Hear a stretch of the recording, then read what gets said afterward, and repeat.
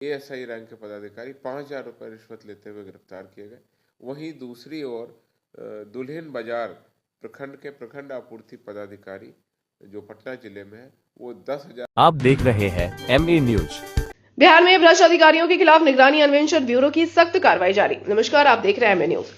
बिहार में भ्रष्टाचार पर लगाम लगाने के लिए निगरानी अन्वेषण ब्यूरो की टीम सक्रिय है।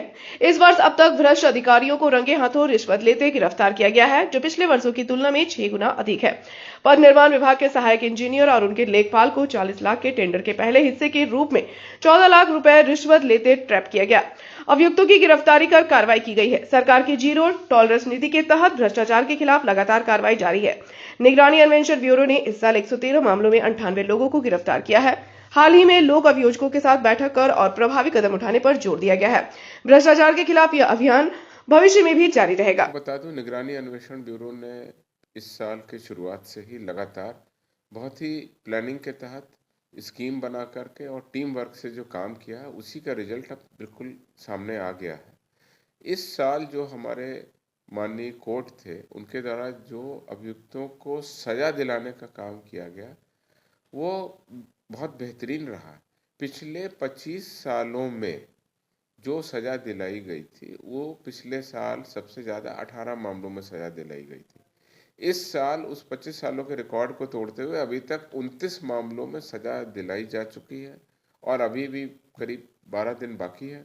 तो मुझे उम्मीद है कि कम से कम एक कांड में और सजा सुनाई जाएगी, तो कम से कम 30 मामलों में सजा सुनाई जा सकेगी। इसका अगर हम औसत देखते हैं तो पिछले 7 सालों में औसत 6 मामलों में ही सजा हर साल सुनाई जाती थी, और पिछले 25 सालों का इतिहास देखेंगे तो उसमें भी 5.5 केस का, यानी कि 5 से 6 केस के बीच ही औसत सजा हर साल सुनाए जाने का ब्यूरो का इतिहास रहा है पिछले 25 सालों का।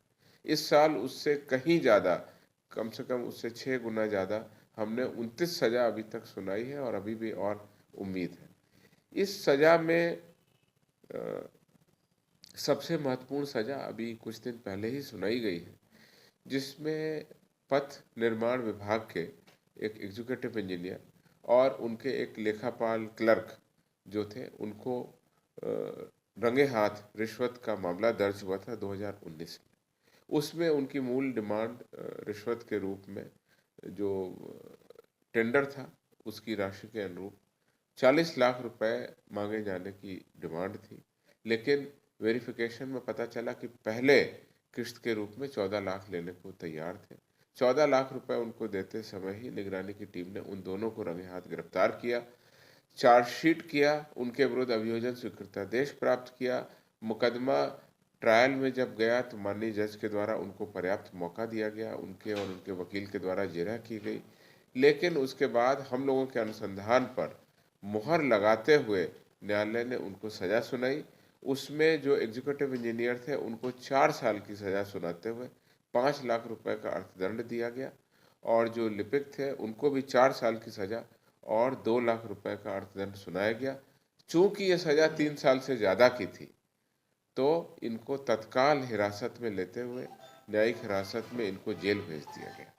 इस प्रकार से ये भ्रष्टाचारियों की और विशेष रूप से जो रंगे हाथ रिश्वत के मामले हैं, उसमें बहुत बड़ी सजा की कार्रवाई 2025 में हुई। जैसा मैंने कह चुका, आपको बताया, इस साल सबसे ज़्यादा कार्रवाई पिछले 25 सालों के रिकॉर्ड को तोड़ते हुए की गई।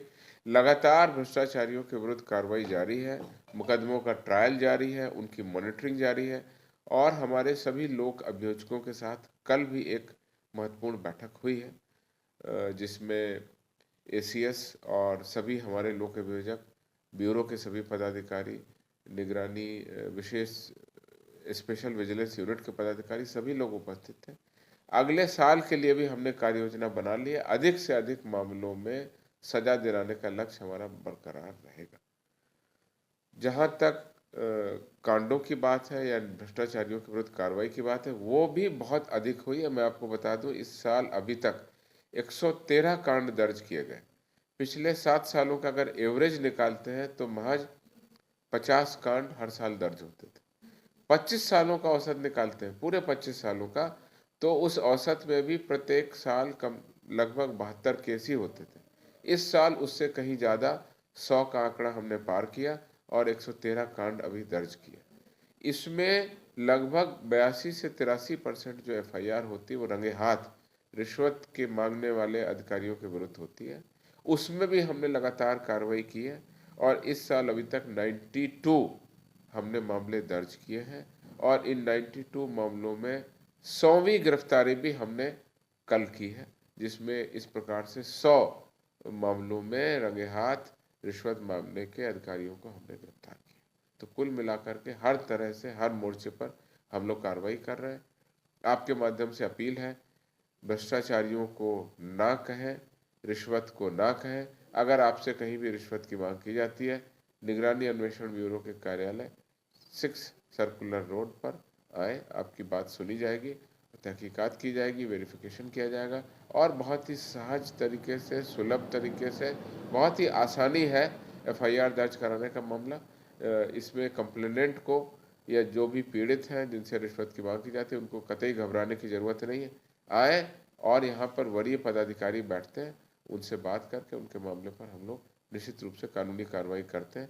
अगले साल में भी हमारी कोशिश रहेगी कि भ्रष्टाचार मुक्त बिहार और स्वच्छ प्रशासन में निगरानी अन्वेषण ब्यूरो अपनी अग्रणी भूमिका निभाता रहे। कार्रवाई की गई है सर? निगरानी अन्वेषण ब्यूरो द्वारा लगातार कार्रवाई की जा रही है। हमारा कल का दिन बहुत उपलब्धियों से भरा दिन था। इस दिन हमने 2 ट्रैप के मामले किए। एक मामले में अरवल जिला के वंशी थाना के ASI रैंक के पदाधिकारी 5,000 रुपये रिश्वत लेते हुए गिरफ्तार किए गए। वहीं दूसरी ओर दुल्हिन बाजार प्रखंड के प्रखंड आपूर्ति पदाधिकारी जो पटना जिले में है, वो 10,000 रुपये लेते हुए रंगे हाथ गिरफ्तार किए गए। तो इस प्रकार से 2 ट्रैप की कार्रवाई एक ही दिन हुई और कल ही के दिन एक तीसरी कार्रवाई हमने की, जिसमें कि आय से अधिक संपत्ति का मामला हमने दर्ज किया। इसमें मधुबनी और दरभंगा में कई स्थानों पर छापेमारी की गई है। उसके बाद उनके घर से बहुत सारे सामान, गाड़ियां और एक लाइसेंसी पिस्तौल भी बरामद हुआ। उस सब की जांच की जा रही है। लगभग 1.5 करोड़ के आसपास आय से अधिक संपत्ति की FIR दर्ज हुई थी। आकलन के बाद और सारी कैलकुलेशन के बाद शीघ्र ही हम लोग उसमें चार्जशीट दाखिल करेंगे। जो रंगे हाथ गिरफ्तार हुए हैं उनको जेल भेज दिया गया है। अब इस पे भी नियमानुसार अनुसंधान पूर्ण कर हम लोग बहुत जल्दी आरोप पत्र समर्पित करेंगे। आय से अधिक संपत्ति मामले में सर किन पद पे हुए थे कार्यरत? देखिए, जो आय से अधिक संपत्ति के पदाधिकारी थे वो